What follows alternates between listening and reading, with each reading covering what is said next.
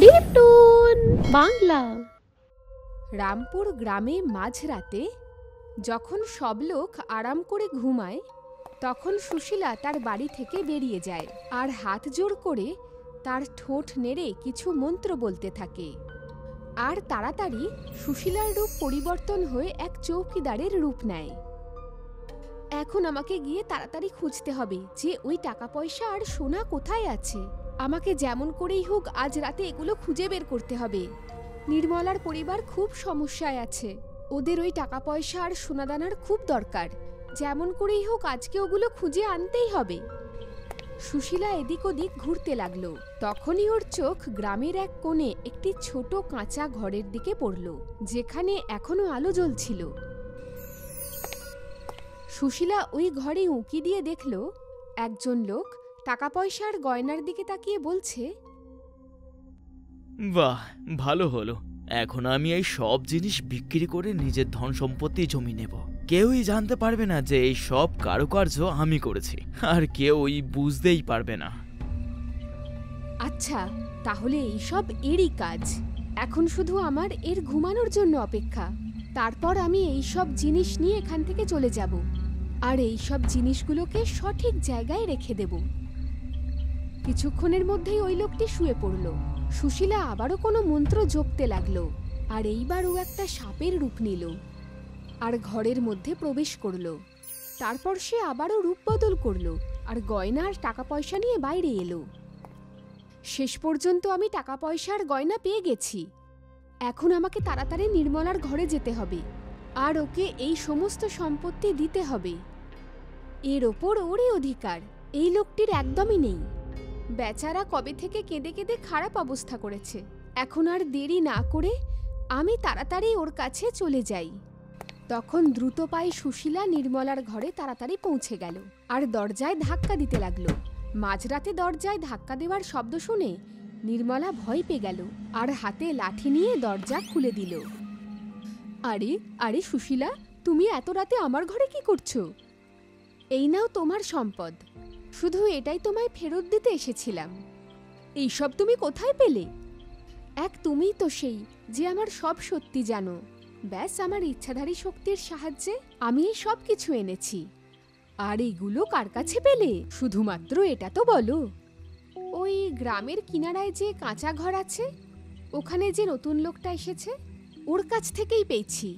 আমি কিছুটা সময় ওর ঘরে সাপ হয়ে দাঁড়িয়েছিলাম যে কখনো শোবে আর সমস্ত জিনিস নিয়ে তোমার কাছে আসব। তোমাকে অনেক অনেক ধন্যবাদ। আমি খুব ভয় পেয়ে গেছিলাম, জানি না পরে কি হবে, কিন্তু এখন আর কোনো খারাপ হবে না। এখন আমার মেয়ের বিয়ে ভালোভাবে হবে। ঠিক আছে, এখন আমি আসি, বাকি কথা সকালে হবে।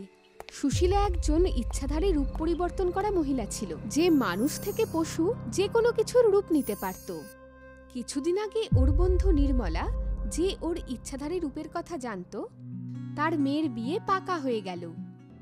এরই মাঝে একদিন নির্মলার ঘরে টাকা পয়সার সোনা চুরি হয়ে গেল। পরদিন সকাল সকাল সুশীলা নির্মলার ঘরে গেল আর বলল, কেমন চলছে বিয়ের জোগাড়? খুব ভালো চলছে, আর তোমার সাহায্যে আরো ভালো চলছে।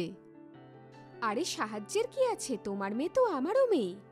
সত্যি বলছি সুশীলা, তুমি খুব ভালো। তুমিও খুব ভালো, তোমার জন্যই তো আমি আজ এই ইচ্ছাধারী শক্তি বর পেয়েছি।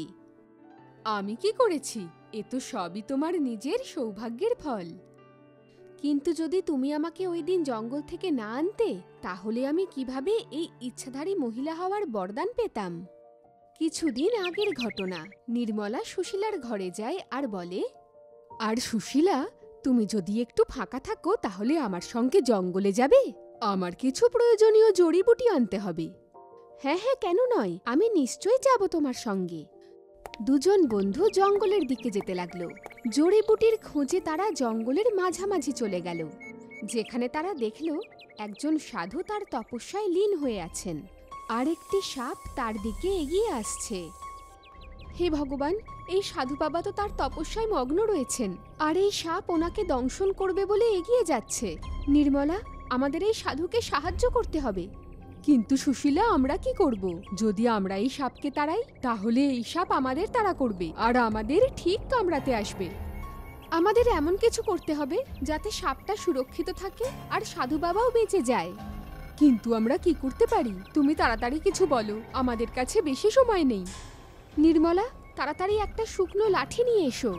নির্মলা তাড়াতাড়ি একটা শুকনো লাঠি নিয়ে আসে আর সুশীলা শুকনো লাঠিটাকে ধীরে ধীরে সাপটার কাছে নিয়ে যায়। সাপ ধীরে ধীরে ওই লাঠিতে চড়তে থাকে আর সুশীলা ওই সাপটাকে নিয়ে ধীরে ধীরে সাধুর থেকে অনেক দূরে নিয়ে যায় আর ওখানেই ছেড়ে ফিরে আসে। তখন সাধু বাবা বলেন, কে তুমি স্ত্রী? তোমায় দেখে খুব সাহসী মনে হচ্ছে। আমার নাম সুশীলা আর এ আমার বন্ধু নির্মলা। তুমি অনেক সাহসী মেয়ে। সে সাপ কোনো সাধারণ সাপ নয়, বরঞ্চ সে একটা ইচ্ছাধারী সাপ, যে কিনা আমার তপস্যা ভঙ্গ করতে চাইছিল। কিন্তু তুমি নিজের বুদ্ধিমত্তা দিয়ে সেই সাপটিকে আমার থেকে দূরে করে দিলে, কারণ সে তোমাদের সামনে নিজের রূপটি পরিবর্তন করতে পারতো না। আমরা এই বিষয়ে কিছুই জানতাম না যে ওই সাপটি ইচ্ছাধারী ছিল অথবা সাধারণ ছিল। আমরা শুধু আপনার তপস্যা ভঙ্গ করতে চাইনি আর ওই সাপটারও কোনো ক্ষতি হোক চাইনি। সেই জন্য যা আমার ভালো মনে হয়েছে আমি তাই করেছি। আমি খুব ভালো করেই জানি যে তোমরা দুজন এটা কেন করলে আর কি করে করলে। এই সাপটা প্রত্যেকবার আমার তপস্যাটা ভঙ্গ করে দিত, কিন্তু তোমার জন্য আজ আমার তপস্যা পূর্ণ হয়েছে। তাই জন্য আমি তোমায় আমার শক্তি দিয়ে একটা বরদান দিচ্ছি। বরদান? কিন্তু কি এমন বরদান বাবা? ইচ্ছাধারী স্ত্রী হবার বরদানের জন্য নিজের রূপটি যে কোনো সময় ইচ্ছামতো বদলাতে পারবে। তুমি চাইলে যে কোনো মানুষের রূপ নিতে পারো, যে কোনো পশু, পাখি, হাওয়া, জল, যা তুমি চাও সেটা হতে পারো। শুধু নিজের শক্তির ভুল ব্যবহারটা কখনো করবে না। তথাস্তু। আর সেই দিন থেকে আজ পর্যন্ত আমি ইচ্ছাধারী মহিলা হয়ে গেছি আর সকলের দুর্ভাগ্যের হাল ফিরিয়ে চলেছি। সৎ এবং ভালো মানুষেরাই এই শক্তির সঠিক ব্যবহার করতে পারে, ঠিক যেমন তুমি। আমি খুবই ভাগ্যবতী যে তোমার মতো ইচ্ছাধারী মহিলা আমার বন্ধু। আরে, এইভাবে কথাই বলবে নাকি কিছু নাচ গানও করবে? আরে, এ তো বিয়ের বাড়ি, কথা তো পরে হতেই থাকবে। আরে হ্যাঁ হ্যাঁ, কেন নয়, বাজাও ঢোল আর নাচ গান শুরু করো। আরে মেয়েরা, সবাই চলে এসো। নির্মলার হাঁকডাক শুনে সব মেয়েরা আর মহিলারা চলে এলো। তারপর সুশীলা ঢোল বাজাতে লাগলো আর গান বাজনার পরিবেশও তৈরি হয়ে গেল। সকলে মিলে খুবই আনন্দ করতে লাগলো। কিছুদিন পরে নির্মলার মেয়ের বিয়ে সফলতার সঙ্গে হয়ে গেল। একদিন রাতে সুশীলা একটু বিচলিত হয়ে উঠল। সে উঠে তার ঘরের বাইরে চলে গেল। কি হচ্ছে আমার? আজ আমার মন এত বিচলিত হচ্ছে কেন? যেন মনে হচ্ছে কোনো খারাপ কিছু ঘটছে। কিছু বুঝতে পারছি না যে এসব কেন হচ্ছে। এখন আমি কি করব? তখনই আবহাওয়া খারাপ হয়ে গেল আর জোরে হাওয়া বইতে লাগলো আর জোরে বৃষ্টি পড়তে লাগলো। ভগবান, ঠিক এখনই আবহাওয়া খারাপ হতে হলো। কিন্তু এসব কি হচ্ছে? তখনই সুশীলার কানে একটি ঘর থেকে একজন মহিলার জোরে জোরে চিৎকারের আওয়াজ এলো। সুশীলা তাড়াতাড়ি ওই ঘরের বাইরে পৌঁছালো আর জানলায় উঁকি দিয়ে দেখলো ওই মহিলার স্বামী খুব খারাপভাবে ওই মহিলাকে মারধর করছে। আর ওই মহিলা কাঁদতে কাঁদতে বলছে, আমাকে ক্ষমা করে দাও, আমি সত্যি কথা বলছি, আমি কিছু করিনি, আমি জানি না ওই সব জিনিস কোথা থেকে এসেছে। লোকটি ওই মহিলার কোনো কথাই শুনছিল না আর সমানে মারধর করছিল। তখন সুশীলা ঘরের ভিতরে গেল এবং বলল, এসব কি হচ্ছে? তুমি কেন ওকে মারছো? ওর অবস্থা দেখো একবার। আর যদি কিছুক্ষণ একে মারধর করো তাহলে বেচারি মার খেতে খেতে মরেই যাবে।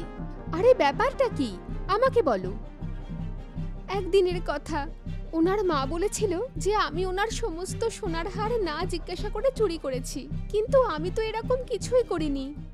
যদি এই ব্যাপার হয় ঠিক আছে, এখনই যা সত্যি সেটাই সামনে আসবে। সুশীলা ওই দুজন স্বামী স্ত্রীকে নিয়ে লোকটির মায়ের কাছে গেল, যেখানে গিয়ে সুশীলা ওদের দুজনকে বাইরে দাঁড় করালো আর নিজে ওই লোকটির বোনের রূপ ধরল। যা দেখে দুই স্বামী স্ত্রী অবাক হয়ে গেল। সুশীলা গেল আর বলল, আরে মা, তুমি তো বৌদির ওপর খুব বড় দোষ দিয়েছ। বৌদি কি সত্যি গয়নার শাড়ি চুরি করেছে? আরে না না, আমি তো ওকে শুধু তাড়াতে চেয়েছিলাম, এই জন্য আমার ছেলের কান ভারী করেছি।